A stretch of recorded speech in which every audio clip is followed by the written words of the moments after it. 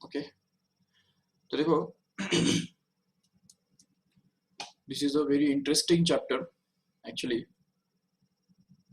क्योंकि मोशन के बारे में जितना भी सब स्टडी है वो हम इसी चैप्टर के अंदर करने वाले हैं। देखो ठीक से, मोशन इन प्लेन, जैसे कि हमने लास्ट टाइम समझा था कि अलग अलग टाइप के मोशन होते हैं, ठीक है ना। Motion is of different types, just like rectilinear motion, दूसरा होता है प्लेनर मोशन, ठीक है ना, और तीसरा फिर होता है थ्री डायमेंशनल मोशन। अभी इस चैप्टर के अंदर हमको प्लेनर मोशन के साथ कन्फाइंड रहना है, ठीक है ना। We have to be stick with the motion in plane strictly. तो मतलब यहाँ पे हमको जो मोशन हम करेंगे तो उस मोशन के अंदर सिर्फ दो ही कोऑर्डिनेट्स रहेंगे, एक एक्स कोऑर्डिनेट और दूसरा Y coordinate. Means we'll have only two axes, x axis and y axis, that's all. No z axis will be there in this type of motion, क्योंकि हम प्लेनर मोशन देख रहे हैं, motion in plane देख रहे हैं। तो अगर हम मोशन इन स्पेस अगर देखते हैं तो उसके अंदर जेड एक्सिस भी आ जाता है, जिसकी वजह से कई सारी चीजें जो है वो थोड़ा सा कॉम्प्लिकेटेड हो जाती है, थोड़ा डिफिकल्ट बन जाती है।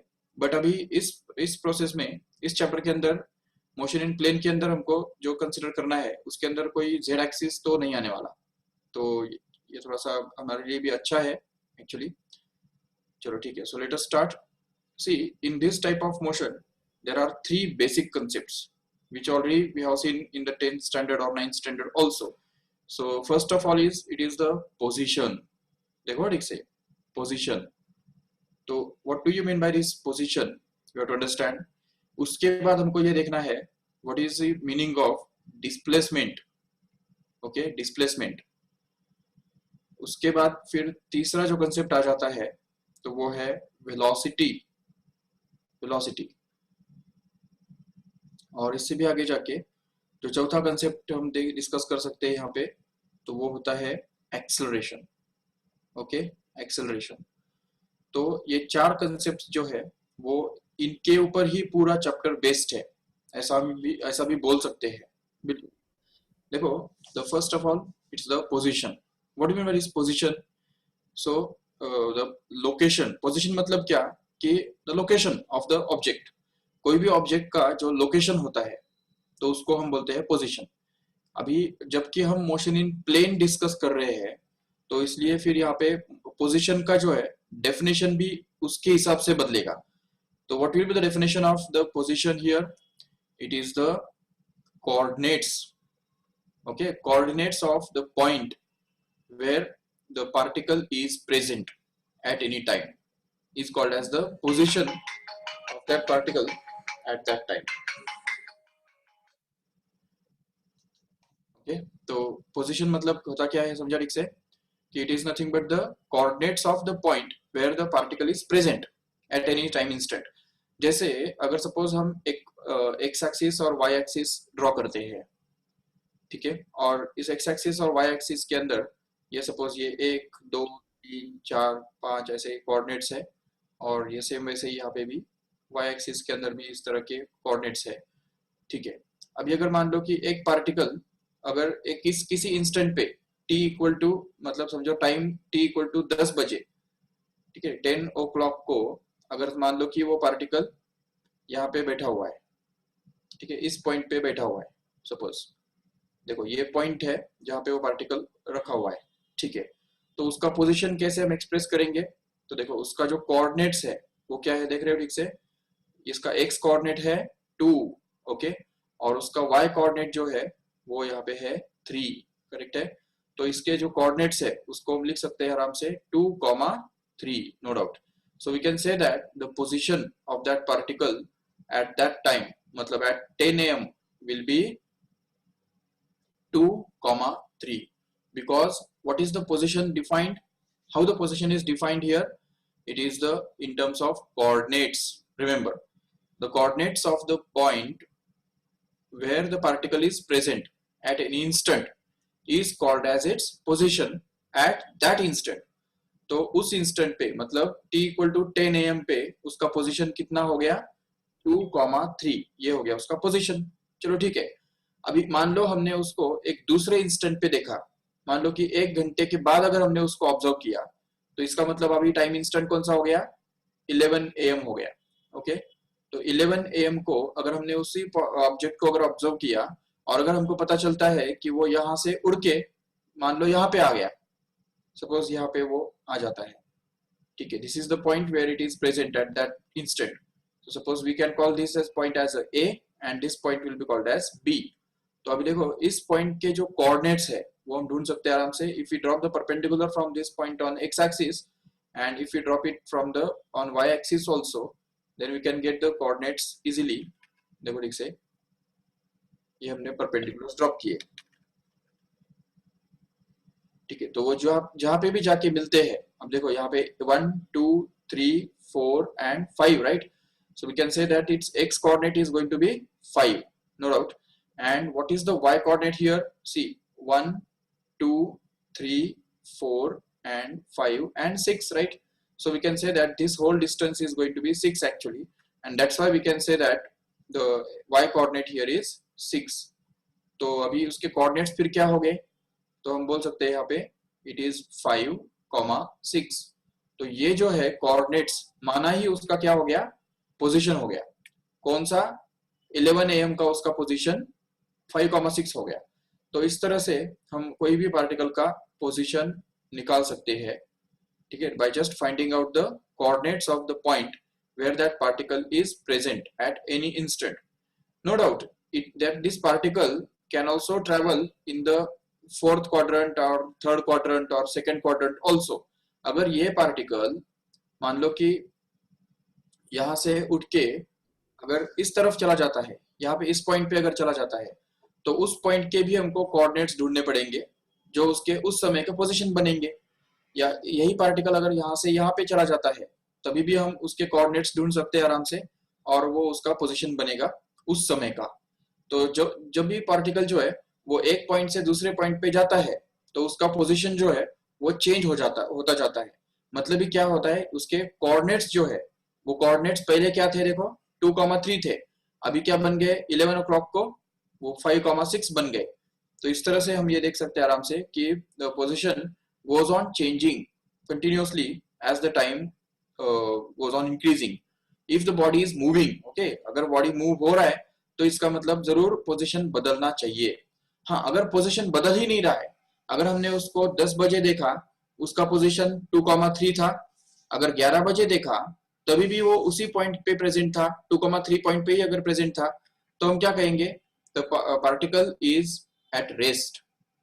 Okay, at rest.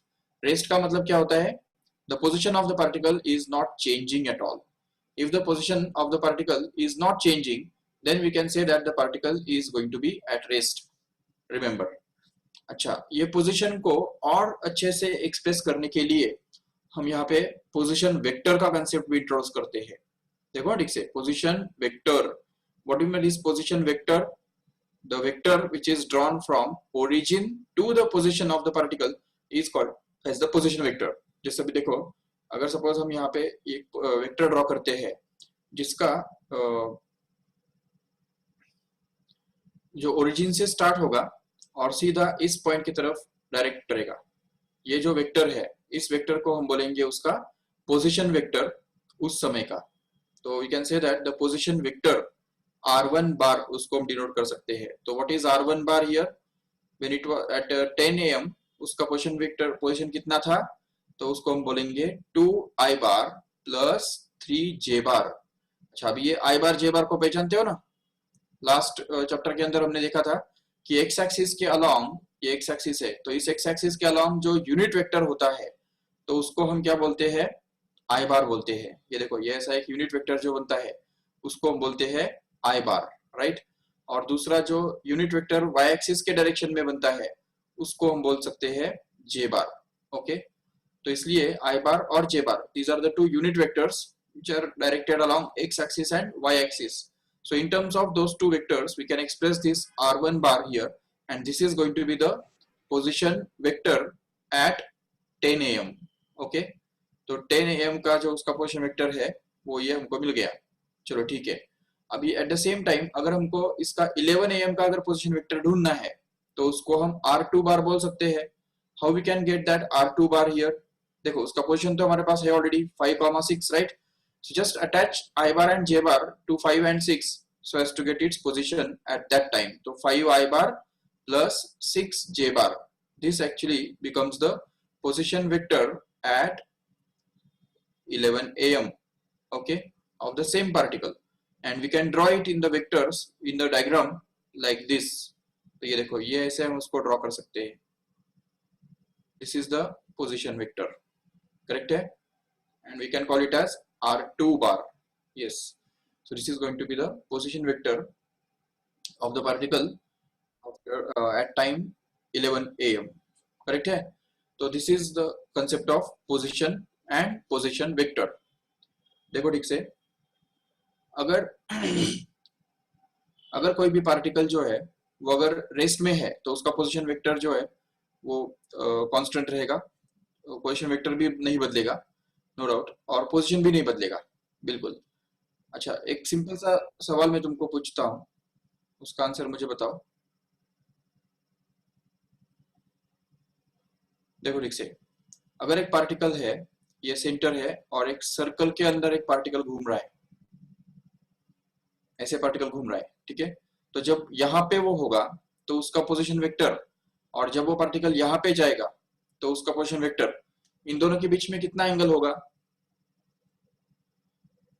जरूर 90 डिग्री का एंगल होगा, बोल सकते हैं. देखो, क्योंकि ये हमारा एक्स एक्सिस और वाई एक्सिस तो यहाँ पे ऑलरेडी है, तो इस तरफ ये उसका पोजीशन वेक्टर इस तरफ होगा, और जब वो यहाँ पे जाएगा तो उसका पोजीशन वेक्टर इस तरफ होगा. तो इन दोनों पोजीशन वेक्टर्स के बीच में एंगल कितना है? 90 डिग्री है, नो डाउट. तो इस तरह से हम देख सकते हैं आराम से कि position vector will be like this. तो पोजीशन और पोजीशन वेक्टर, इन दोनों के बीच में क्या फर्क है, समझ में आया ठीक से?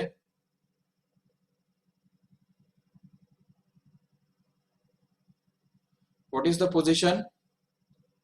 The coordinates of the point where the particle is present at any instant is called as its position at that instant.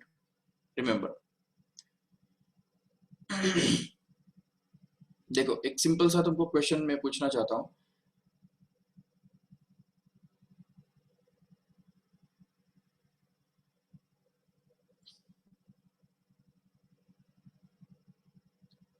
देखो ठीक से, ये y एक्सिस, ये x axis.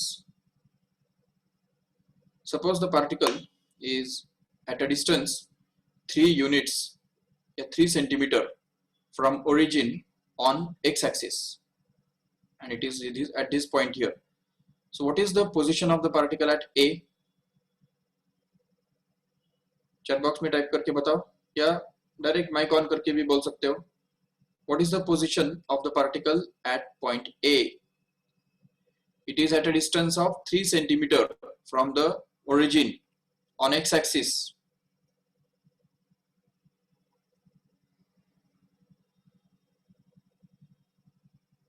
Yes, Shweta has given the correct answer, and also Veer have given the correct answer. 3,0. देखो ठीक से यहाँ पे, this 3,0 will actually be the position of the particle at that instant. Okay, if suppose this particle travels to another point on y-axis which is at a distance of 4 centimeter from the origin. Okay, अब ये जो है 4 centimetre है, लेकिन वो अभी y-axis पे चला गया.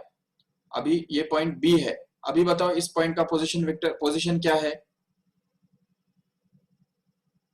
y एक्सिस पे रहने वाले कोई भी पॉइंट का जो कोऑर्डिनेट्स है वो होता है 0, b, मतलब 0,4. ये हो गया उसका पोजीशन एट b. तो b का जो पोजीशन है ये मिल गया, a का पोजीशन मिल गया. ओके, अभी मुझे बताओ, जब a पे वो पॉइंट है तो उस समय उसका पोजीशन वेक्टर कैसा दिखेगा? How will you express the position vector now? r a बार कैसे लिखेंगे? r a bar, it will actually be equal to 3 I bar. समझा क्यों? Because we know that the I bar is the unit vector along x axis, right? ये जो x axis के along जो unit vector होता है उसको हम क्या बोलते हैं? I bar बोलते हैं. और जो y axis के along जो unit vector होता है तो उसको ही हम j bar बोलते हैं. राइट। तो इसलिए यहाँ पे अगर एक्स एक्सिस के अलॉन्ग जो यूनिट वेक्टर है तो उसको हमको आई बार बोलना पड़ेगा, आई बार के फॉर्म में एक्सप्रेस करना पड़ेगा, और वो बन जाएगा सिंपली 3 आई बार। ओके, तो 3 I bar is the position vector when the particle is present at point A. But what will be the position vector of the particle when it will be at point B? उसको हम R B से denote कर देंगे। चलो, तो R B will actually be equal to 4 j bar। समझा क्यों? 4 j bar। okay, now if suppose this particle, same particle, just travels through some more distance and just goes to this point here on the x-axis once again, but at the negative side and at a distance 5 centimeter from the origin now. So tell me what is the position and position vector of this particle here at this point C here. तो C point पे उसका जो position होगा वो कितना होगा? बोल सकते हैं आराम से कि इट विल बी -5,0, करेक्ट है। And the position vector at point C will actually be equal to -5 I bar. I bar क्यों समझा? क्योंकि वो एक्स एक्सिस के अलॉन्ग ही है अभी भी, इसलिए वहां पे आएगा -5 I bar. And now if suppose this particle travels to this point here which is at a distance 2 centimeter from this point here, तो ओरिजिन से अगर 2 सेंटीमीटर डिस्टेंस पे अगर वो चला जाता है और वो भी y एक्सिस पे, तो अभी उसका पोजीशन वेक्टर कितना होगा और पोजीशन क्या होगा? तो उसका पोजीशन होगा एक्चुअली 0,2 -2, क्योंकि नीचे -2 होता है, याद रखो ठीक से। तो 0,-2, this will be the position. And if you want to find out the position vector r d bar, then that will be actually be equal to -2 j bar. This will be the position vector at that point, at point D here. ये बात आई समझ में सबको ठीक से?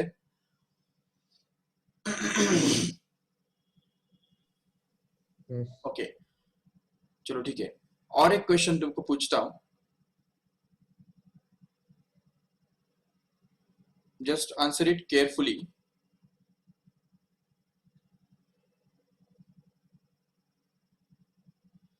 Yes, see, this is x-axis and y-axis.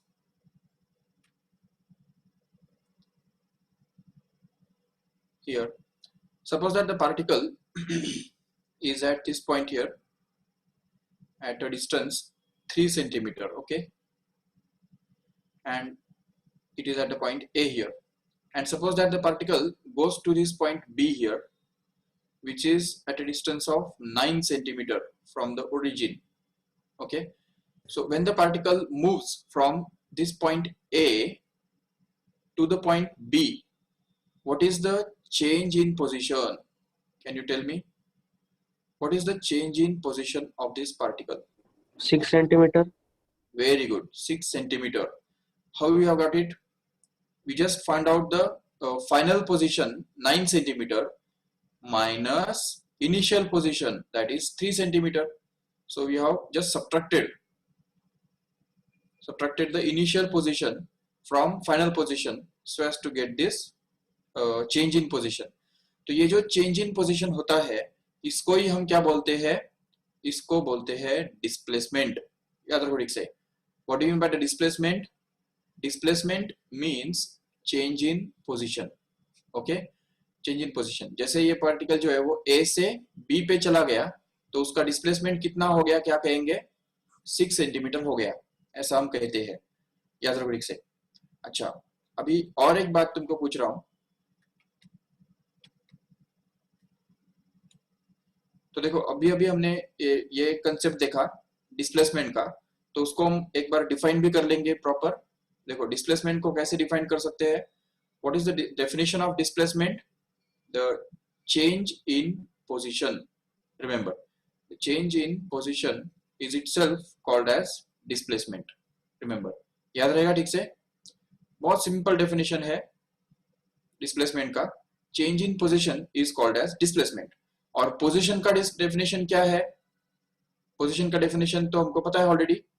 It is very easy.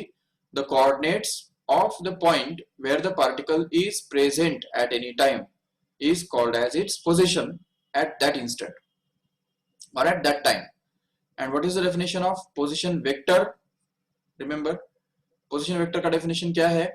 हम ये बोल सकते हैं कि it is the vector drawn from origin to the position of the particle at any instant is called as its position vector at that instant. बहुत easy है। तो ये देखो, पोजीशन वेक्टर, पोजीशन, और अभी हम देख रहे हैं displacement. What mean by displacement? The change in position. ये तो चलो वैसे भी इजी है, बट और एक अल्टरनेटिव डेफिनेशन उसके लिए है डिस्प्लेसमेंट के लिए। याद रखो ठीक से, it is the vector drawn from initial point two final point. Remember, vector drawn from initial point to the final point is also called as the displacement. Remember, ये भी इजी है, याद रह सकते हैं आराम से। देखो ठीक से, the vector drawn from initial point to final point is called as the displacement. Okay, चलो ठीक है। तो फॉर एग्जांपल, अगर मान लो एक पार्टिकल हमारे पास है, और अगर वो यहां से स्टार्ट करता है, इस पॉइंट ए से स्टार्ट करता है, और एक किसी भी इरेगुलर पाथ से यहाँ पे चला जाता है, इस बी पॉइंट पे चला जाता है, तो what will be the displacement? How will you find it out? तो डिस्प्लेसमेंट निकालने के लिए हमको क्या करना है? तो हमको ए से बी तक हमको सीधा एक स्ट्रेट वेक्टर ड्रॉ करना है। we'll have to draw the vector AB like this, and this vector actually will be called as the displacement. तो ये हो गया उसका डिस्प्लेसमेंट। समझा ठीक से? This is the displacement of this particle, no doubt. And अभी और एक कंसेप्ट आता है जिसको हम बोलते हैं distance covered.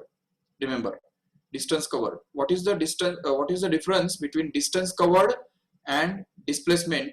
We can see clearly. ये जो हम देख रहे हैं यहाँ से ए से लेके बी तक जो स्ट्रेट डिस्टेंस है, ये जो वेक्टर है, तो इसको हम बोलते हैं displacement. Remember, this is called as displacement. But what is the distance covered here? Distance covered मतलब actual path followed by the particle, the length of actual path followed by the particle. मतलब क्या? यहाँ से वो particle start करता है, इधर से इस तरफ गुजरता है, फिर इस तरफ गुजरता है, फिर इस तरफ जाता है, फिर आगे इस तरफ का टर्न लेके इस तरफ आता है। तो ये जो पूरा पाथ उसने ट्रेवल किया, उस पाथ का अगर हम लेंथ अगर ढूंढ के निकालते हैं, path length, so that path length it will be called as the distance covered. But the straight vector drawn from initial point to the final point will be called as the displacement. ये basic difference है distance covered और displacement के बीच में का। याद रखो ठीक से, displacement is going to be a vector quantity, whereas distance covered is not a vector quantity. और क्या डिफरेंस है इन दोनों के बीच में? ठीक से देखो, displacement is always less than distance covered, बोल सकते हैं ऐसा, ठीक है ना? ऑलवेज लेस देन और equal to at the most, क्योंकि ये जो डिस्टेंस कवर्ड है वो हमेशा ज्यादा ही होगा कि नहीं? अगर टर्न लेता है तो ज्यादा होगा। In what case the displacement and distance covered will be equal? Can you tell me? देखो, अगर एक पार्टिकल जो है वो A पॉइंट से स्टार्ट करता है, और अगर A पॉइंट से स्टार्ट करके अगर B पॉइंट पे जाता है और स्ट्रेट लाइन में अगर जाता है, स्ट्रेट पाथ में जाता है B पॉइंट तक, अब ये देखो इस पॉइंट का डिस्प्लेसमेंट कितना हो गया? A से लेके B तक स्ट्रेट डिस्टेंस, ये डिस्प्लेसमेंट हो गया। और अगर तुमको पूछा कि डिस्टेंस कवर्ड कितना हो गया, तो क्या कहेंगे? देखो, डिस्टेंस कवर्ड, तो डिस्टेंस कवर्ड भी उतना ही हो गया ए से लेके बी तक, बिल्कुल। So distance covered and displacement both are going to be the same, just because the particle is moving in the straight line. So whenever the particle moves in a straight line, then and then only we can say that the displacement and distance covered just match with each other. They are nothing but the same, they are going to be the same, no doubt. Okay, if a particle just starts from a particular point and come back to the same point once again, see here,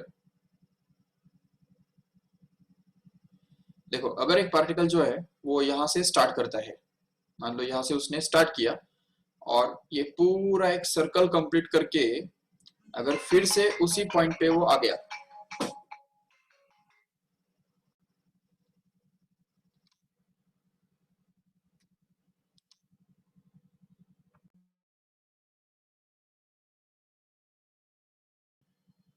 चलो ठीक है।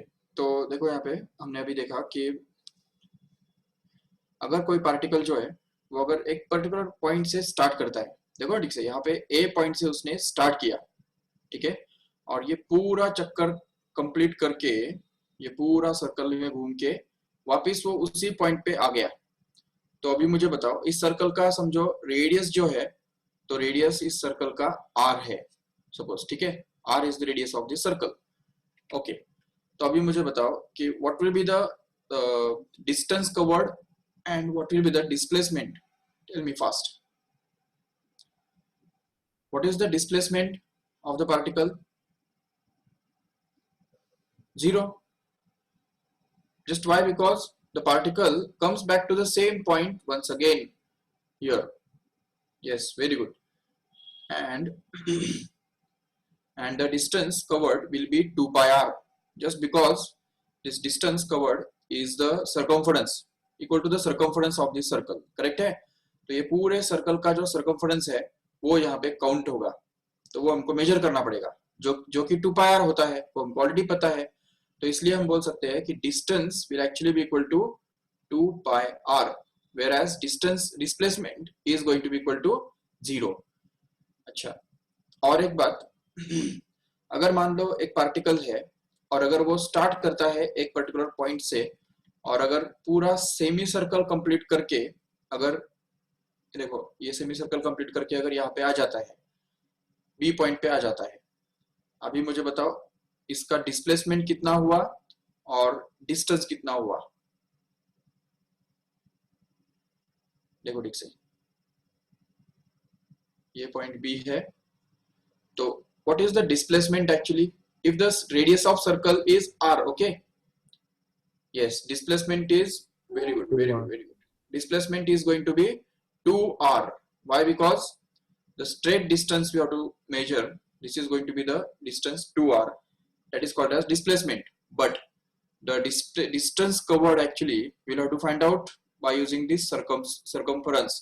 तो ये circumference जो है वो हमको ढूंढ के निकालना पड़ेगा, जो कि अभी हमको पता है कि टोटल circumference कितना होता है 2 pi r। तो जबकि हमको आधा ही circumference चाहिए, तो आधा circumference कितना होगा? जरूर 2 pi r का आधा, मतलब ही pi r। तो ये हो गया distance covered, remember. तो distance covered will be pi r and displacement will be 2r.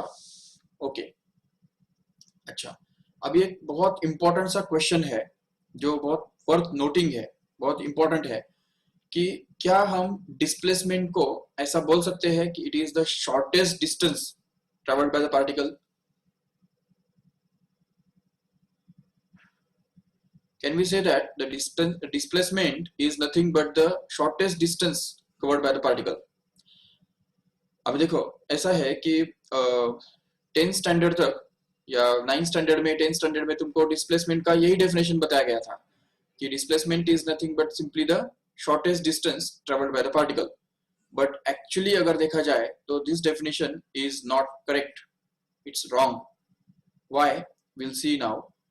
देखो सपोज ये y एक्सिस और ये x एक्सिस है, और अभी मान लो कि एक पार्टिकल जो है वो यहाँ से स्टार्ट करता है, ये पॉइंट से वो स्टार्ट करता है, और अभी वो सपोज इस पॉइंट पे चला जाता है, और कोई भी पाथ हो डजंट मैटर, ठीक है। तो ये सपोज एक पाथ से वो ट्रैवल करेगा और इस पाथ से वो जाके यहाँ पे आ जाएगा, ठीक है। ए पॉइंट से वो बी पॉइंट पे चला गया, ठीक है। तो हम क्या कहेंगे?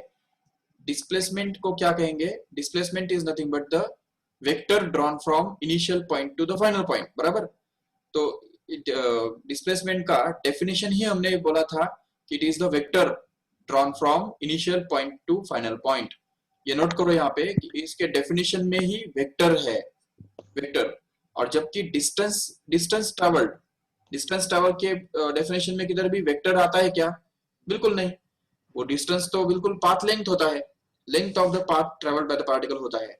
तो इसीलिए यहाँ पे जब हम डिस्प्लेसमेंट को ऐसे डिफाइन करते हैं कि it is the vector drawn from initial point two final point, तो इससे ये क्लियर हो जाता है कि इट इज अ वेक्टर, बराबर।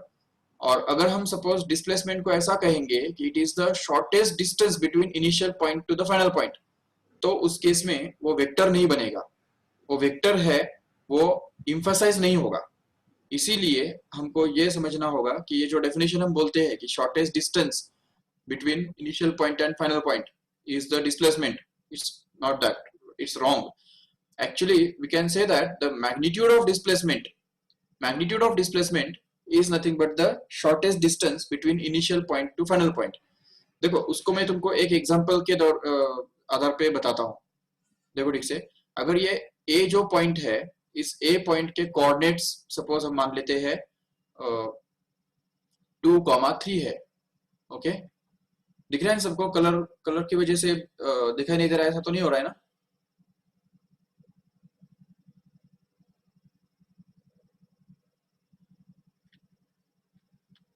ओके, तो देखो अगर सपोज इस ए पॉइंट के जो कोऑर्डिनेट्स है वो हम मान लेते हैं 2,3, और अभी दूसरा जो पॉइंट है बी पॉइंट, इसके हम कोऑर्डिनेट्स मान लेते हैं सपोज 9,7। ओके, 9,7। अभी देखो ये ए पॉइंट जो है उसका पोजीशन वेक्टर क्या बनेगा, निकाल सकते हो आराम से। तो पोजीशन वेक्टर निकालना कोई बड़ी बात नहीं है, वो हम निकाल सकते हैं, क्योंकि इसके जो कोऑर्डिनेट्स है इनको ही सिर्फ हमको आई बार और जे बार लगाना होता है। तो we can call it as R1 bar. So R1 bar will actually equal to 2i bar plus 3j bar. Okay, and what is the position vector at this point B here? तो B point का position vector क्या होगा? तो उसको हम लिख सकते हैं आराम से, it's going to be RB या R2 bar. Okay, so R2 bar is going to be 9i bar plus 7j bar. ठीक है, अभी देखो how will you get the vector drawn from the point A? अच्छा, vector इसका जो position vector है B point का, तो वो हम ऐसे ड्रॉ कर सकते हैं। ये देखो, ये हो गया बी पॉइंट का पोजीशन वेक्टर। ठीक है, yes, but according to the triangle law we know that this vector AB, ये देखो ठीक से, ये वेक्टर AB जो होता है ये एक्चुअली OA और OB इन दोनों का सब्ट्रैक्शन होता है। कैसे हम देख सकते हैं आराम से? ये देखो, ये इस तरफ इसका डायरेक्शन है, ये इसका डायरेक्शन इस तरफ है और इसका डायरेक्शन इस तरफ है। सो can't we say in the vectors that this vector, ये जो OA वेक्टर है प्लस AB वेक्टर है, it will actually be equal to the vector OB here? Yes, according to the triangle law we can say. So अगर हमने ये बात use की तो यहाँ पे क्या आएगा देखो ठीक से, तो हम नेक्स्ट स्टेप में लिख पाएंगे। देखो, the vector according to triangle law in this triangle OAB we can say that OA bar plus AB bar is actually going to be OB bar, so that we can say that AB bar is actually difference of OB bar minus OA bar, correct? And hence AB bar can be written to be equal to OB bar. What is OB bar here? See in the diagram, OB bar is nothing but R2 bar. ये R2 बार ही तो OB बार है कि नहीं? ठीक है, तो वो हमको यहाँ पे रिप्लेस कर देंगे उसको, ये बन गया तुम्हारा R2 bar. Okay, minus what is this OA bar here? तो OA बार माना क्या है देखो ठीक से, तो डायग्राम के अंदर अगर देखते हो तो OA बार माना ही R1 बार है, ये R1 बार ही तो OA बार है, राइट? तो इसलिए हम यहाँ पे लिख सकते हैं R1 बार। ठीक है, जैसे हम ये डाल देते हैं यहाँ पे तो AB बार निकल आएगा, तो AB bar will actually be equal to R2 bar which is 9i bar plus 7j bar minus 2i bar plus 3j bar, so that we can just simplify this further and get this as 9i bar plus 7j bar minus 2i bar minus 3j bar, which happens to be simply 7i bar plus 5j bar, and hence we have found out this as a displacement vector here. So ये जो displacement vector है ये हमको यहाँ पे मिल गया।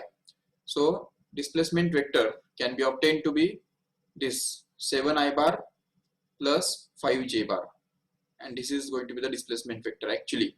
तो इस तरह से हम देख सकते हैं आराम से कि displacement vector एक वेक्टर होता है, ठीक है? इसीलिए उसको हम ऐसा नहीं बोल सकते हैं कि it is the shortest distance between initial point and final point, नहीं, बल्कि हमको उसको वेक्टर है वो एक्सप्रेस करना है प्रॉपरली, इसीलिए हमको उसको इस तरह से एक्सप्रेस करना है। चलो अभी इसके ऊपर एक मैं क्वेश्चन पूछता हूँ। अच्छा, ये डिफरेंस क्लियर हो गया क्या डिस्टेंस में और डिस्प्लेसमेंट के बीच में क्या डिफरेंस है एक्चुअली? ठीक है, displacement is a vector quantity whereas distance is not a vector quantity. Displacement ठीक है, displacement is always less than or equal to the distance and distance is going to be greater than or equal to displacement. और क्या difference है दोनों के बीच में? Displacement can be zero. देखो ये बहुत इंपॉर्टेंट बात है समझने जैसी कि displacement can become zero but distance covered can never become zero, right है?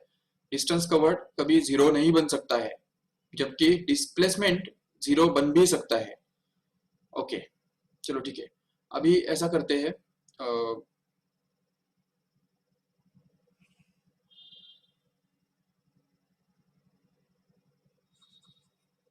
देखो ठीक से ये क्वेश्चन मैं तुमको देता हूं। अगर मान लो हमारे पास एक्स एक्सिस वाई एक्सिस है, इस तरह से ये वाई एक्सिस है और ये एक्स एक्सिस है। ओके अभी एक पॉइंट जो है वो यहां से स्टार्ट करता है। ओके उसका जो कोऑर्डिनेट्स है तो उसके कोऑर्डिनेट्स बनते हैं सपोज 1,2। ओके और मान लो कि वो पार्टिकल जो है वो यहाँ से एक दूसरे पॉइंट पे जाता है स्ट्रेट लाइन डिस्टेंस कवर करके, यहाँ पे चला गया वो, ठीक है, जिसके कोऑर्डिनेट्स है, देखो ठीक से केयरफुली नोट करो, उसके कोऑर्डिनेट्स है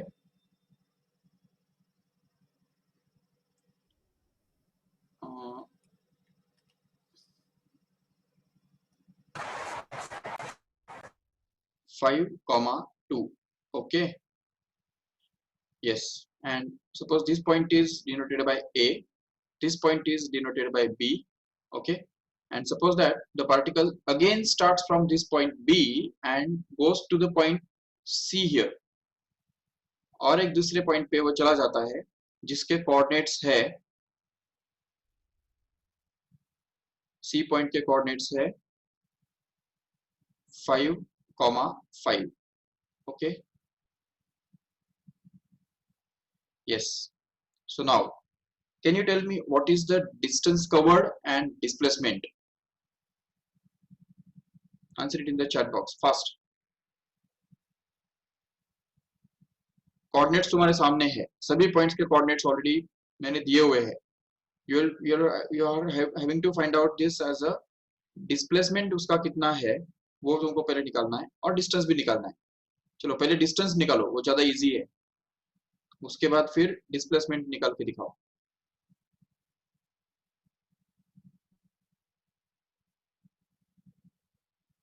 Distance is 10. No, it's wrong. Distance is not 10. Check again what you are doing.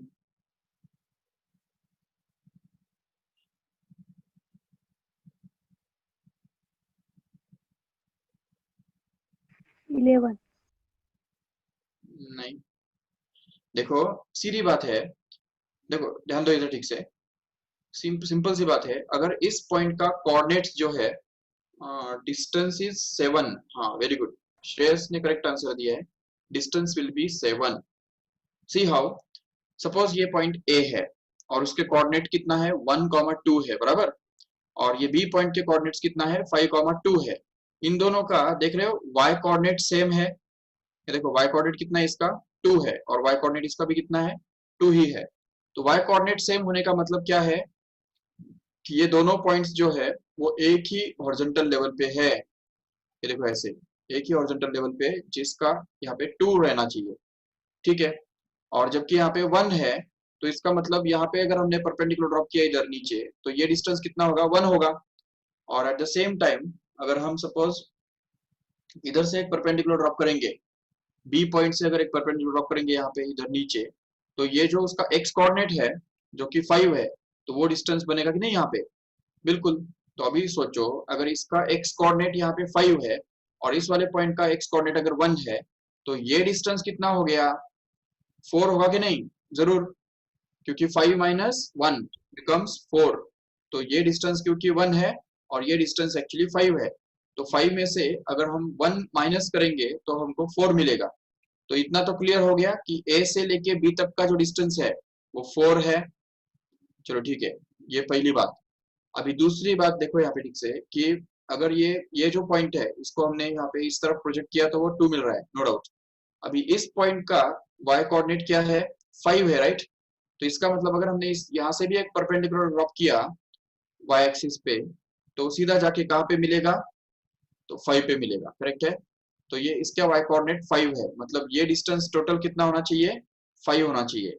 लेकिन उसमें से ये डिस्टेंस तो ऑलरेडी 2 है ना, तो अगर ये 2 को हम अगर माइनस कर देंगे इस 5 में से, तो ये बचा हुआ डिस्टेंस कितना बनेगा? 3 बनेगा, राइट? तो अगर ये 3 बन गया तो इसका मतलब सीधी बात ये है कि ये जो डिस्टेंस है यहाँ से लेके यहाँ तक का जो डिस्टेंस है वो 3 बन गया। बिल्कुल। अब ये पार्टिकल अगर ए पॉइंट से स्टार्ट करके अगर बी पॉइंट पे जाता है तो 4 डिस्टेंस तो उसने ऑलरेडी कवर कर लिया। एट द सेम टाइम अगर वो बी से लेके सी पॉइंट तक अगर जाता है तो 3 डिस्टेंस उसने और कवर कर लिया। अभी ये दोनों डिस्टेंसेस अगर हम ऐड करेंगे तो उससे हमको टोटल डिस्टेंस उसका मिलेगा, जो कि 4 प्लस 3 मतलब ही 7 सेंटीमीटर के बराबर होगा। देखो ठीक से डिस्टेंस कवर तो मिल गया। अच्छा, अभी at the same time we will have to find out the displacement also. अभी देखो डिस्प्लेसमेंट का डेफिनेशन क्या है? डिस्प्लेसमेंट का मतलब होता है इनिशियल पॉइंट से फाइनल पॉइंट पे जाने वाला वेक्टर। ठीक है, अभी अगर यहाँ पे सपोज हमको ये डिस्प्लेसमेंट अगर ढूंढना है तो डिस्प्लेसमेंट कितना होगा? तो वो हम यहाँ पे पाइथागोरस थ्योरम से ड्रॉ करेंगे, क्योंकि ये 90 डिग्री एंगल है, राइट एंगल ट्रायंगल है। तो और राइट एंगल ट्रायंगल का एक साइड कितना दिख रहा है? बेस कितना दिख रहा है? 4। और उसका हाइट कितना दिख रहा है? 3 दिख रहा है। तो अगर हम पाइथागोरस थ्योरम यूज करेंगे जो कहता है कि AC square is actually equal to AB square plus BC square, तो ये यूज करने से हमको मिलता है 4 square plus 3 square which is going to be actually 16 plus 9 मतलब 25। And if AC square is 25, it means AC must be equal to 5 centimeter. See the difference. Displacement is obtained to be 5 centimeter, whereas distance is obtained to be 7 centimeter. That is the difference between distance and displacement. So ठीक से, so this is the concept of distance and displacement. ये थोड़ा revise करके रखो।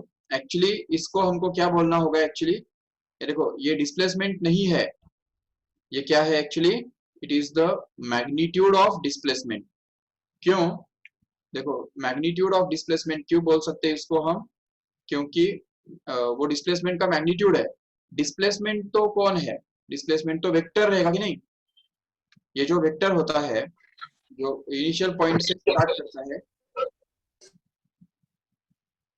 Okay, तो यहाँ से start करके ए से स्टार्ट करके सी तक पहुंचने वाला जो वेक्टर है, इस वेक्टर को हम एक्चुअली डिस्प्लेसमेंट बोलेंगे। बट उसका जो मैग्नीट्यूड है वो यहाँ पे 5 मिल रहा है, तो इसलिए 5 is the magnitude of displacement, not the displacement actually, remember. तो ये हमने डिस्प्लेसमेंट और डिस्टेंस के बारे में देखा आज के लेक्चर में। चलो, तो यहाँ पे हम रुकते हैं। नेक्स्ट लेक्चर में हम वेलोसिटी के बारे में डिटेल में बात करेंगे। ठीक है।